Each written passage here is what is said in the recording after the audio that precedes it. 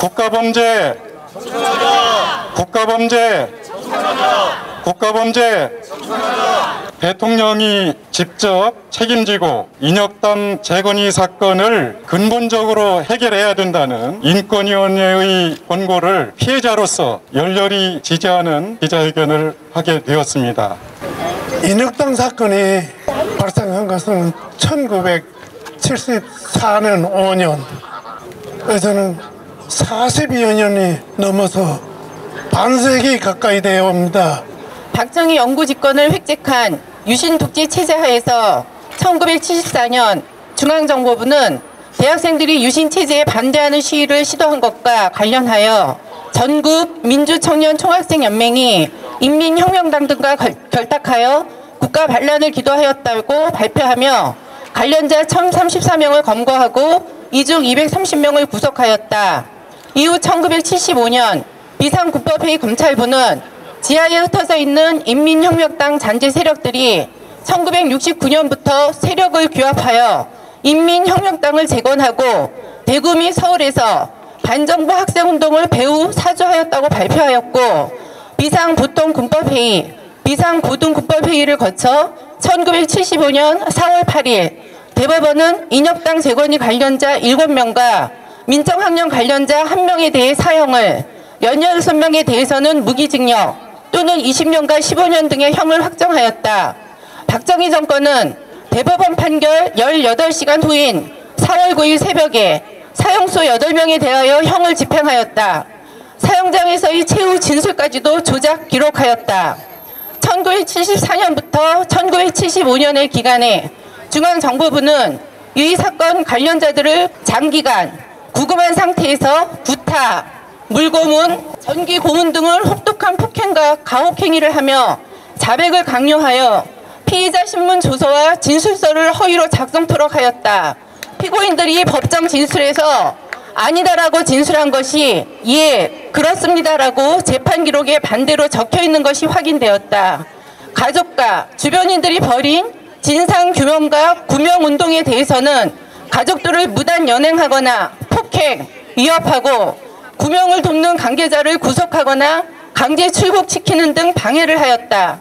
사형이 집행된 8명의 관련자들은 고문 후유증을 앓았고 일부는 수감 중 사망하였고, 생존자들은 형 집행정지로 석방되었지만 이후에도 보안 관찰 등으로 계속 감시를 받았다. 아울러 가족들도 가장의 장기간 구속과 수감으로 인해 경제적 고통을 받았고, 특수공안사건 전과자 가족으로 낙인 찍혀 사회로부터 고립된 생활을 이어왔다. 옥중 혹은 추록 후 가혹행위로 인한 후유증으로 비명요절하신 분이 8명이나 된다. 인혁당 사건으로 희생된 사람은 사법살인 8명과 함께 모두 16명이나 된다. 2002년 인혁당 사건과 관련하여 대통령 소속 의문사 진상규명위원회의 결정이 있었고, 중앙정보부의 후신인 국가정보원은 국민에 대한 사죄는 물론 피해자들의 명예회복과 국가 차원의 적절한 배상이 국가기관이 책임하에 신속하게 이루어져야 한다고 발표하였다. 2007년 8명의 사형수에 대한 재심이 시작되었고, 재심 등 절차를 통하여 인혁당 사건은 국가폭력과 사법절차 남용에 의한 위법행위였음이 확인되었다. 그러나 정부의 진상규명활동과 사과, 재심을 통한 무죄 판결에도 불구하고 국가의 적극적인 구제 조치는 없었다. 인혁당 사건의 피해자들은 통상의 형사사건들과 마찬가지로 개개인이 법원의 재심과 손해배상 청구 소송을 제기하였다. 국가를 상대로 한 국가적 지원이나 조력 없이 개인적으로 권리 침해에 대한 회복을 시도하고 있다. 이후 인혁당 사건의 사형수 8명을 제외한 피해자들의 손해배상 청구 소송에서 1심과 2심은 손해배상을 인정하면서 위자료와 그에 대한 불법 행위 시부터, 즉 대법원 판례에 따라 피해자들에 대한 부당한 유죄 판결이 확정된 1975년 4월 9일부터 지연 손해금을 피해자들에게 지급하도록 판결하고 3분의 2 금원에 대하여 가집행을 선고하였다. 사형수 8명의 재판에서는 당시 노무현 정권 때의 검찰은 1심 판결의 승복, 항소를 포기하여 확정되었는데, 나머지 피해자들의 재판에서는 당시 2011년 이명박 정권 때의 검찰은 똑같은 사건임에도 대법원 상고까지 하였다. 대법원 제3부 재판장 안대희, 주심대법관 신영철, 대법관 박시환, 대법관 차한성은 위 항변을 받아들여 지연 손해금을 불법행위 시인 1975년 4월 9일이 아닌 2심 변론 종결일인 2009년 11월 13일부터 가산하여야 한다고 판결하였다. 기존 대법원 판례에 배치된 공공연한 비법 판결이었다. 판례 변경은 대법관 전원회의에서만 할 수 있다고 법원 조직법에 규정되어 있음에도 불구하고 소부에서 자행한 것은 불법인 것이다. 피해자들의 변호인은 이의 실리과 재심을 청구하였으나 기각되었다. 국가인권위원회는 손해배상 소송의 결과와 관련해 인혁당 재건의 사건 피해자들은 77명이 2009년 법원 판결에 따라 위자료 및 지연 손해금으로 총 490원을 국가로부터 가지급받았는 바, 이후 2013년 국가정보원은 법무부, 서울고등검찰청과 협의하여 피해자 77명에 대한 부당이득 반환 소송을 제기하였고, 2015년 법원은 77명 모두 국가의 부당이익의 지급 의무가 있다고 판결하였다고 밝혔다. 피해자들이 국가에 반환해야 할 금액은 2017년 이 사건 진정을 제기할 시점에는 받은 금액의 90%가량이 되어 있었고, 이미 변제한 피해자들은 반환을 위해 대출을 받거나 집을 매각하였기 때문에 실제 이들이 부당한 반환금은 지급받았던 금액을 초과하여 모든 피해자들이 오히려 손해배상금을 지급받기 전보다 생활이 악화되거나 이자 부담으로 빚이 쌓여 가는 형편이 되었다고 지적했다.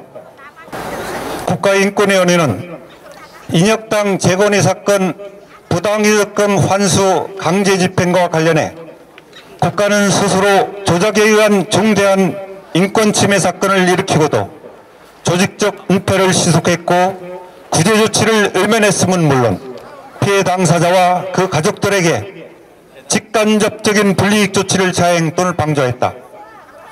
그동안 피해 당사자는 물론이고 그 가족들이 감내한 경제적 정신적 피해는 고스란히 누적될 수밖에 없었다며, 그럼에도 국가가 법원의 판결을 이유로 이와 같이 누적되어 온 피해에 대해서는 구제의 책임을 외면한 채 강제 집행의 방법으로 피해자들에게 경제적 고통을 가하는 현 상황은 중대한 인권 침해의 당사자였던 국가가 올바르게 반성하는 모습이라고 보기 어렵고 형평과 정의에도 현저히 바란다고 밝혔다. 우리는 국제인권 기준에 따라 인혁당 재건의 사건이 올바른 정산을 공고함으로써 공정하고 정의로운 나라의 초석을 마련해 국가인권위원회에 다시 한번 경의를 표하며 문재인 대통령이 이를 존중해 유신 독재와 오공 반국가단체 고문조작 국가범죄 인혁당 재건의 사건과 아람의 사건이 정당한 청산을 실현함으로써 피해자들의 한맺힌 고통을 풀어줄 것을 촉구한다. 인혁당 재건의 사건 등 이 국가 권력에 의해서 피해를 받은 이 당사자들은 엄청난 실제적인 그 피해를 국가가 무시하고 오히려 더 피해를 입게 했습니다. 이건 말도 안 되는 것입니다. 실제적인 피해를 배상하라. 이것이 국가인권회의 위원장의 말입니다. 다들 알다시피 유신체제라는 것은 이 세상에 아마 나치 홀로코스트 이 말고서는 이렇게 혹독한 건 없을 것입니다. 이런 유신체제를 반대했고 그 반대했다는 이유만으로 이른바 인혁당 재건의 사건을 조작했던 것이 유신 박정희 정권이었습니다.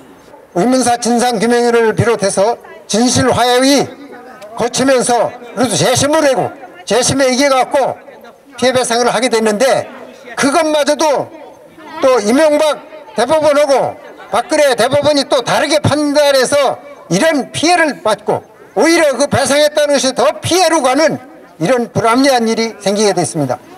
문재인 대통령 청와대에서는 이것을 잘 알아보셔야 할 것입니다.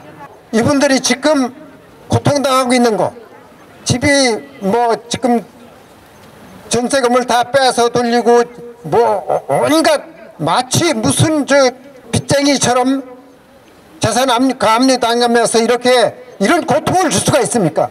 국가에서 이런 피해를 가하고서도 그 피해자들에게 이런 국가가 또 더 큰 고통을 준다는 것이 어떻게 용납할 수 있겠습니까?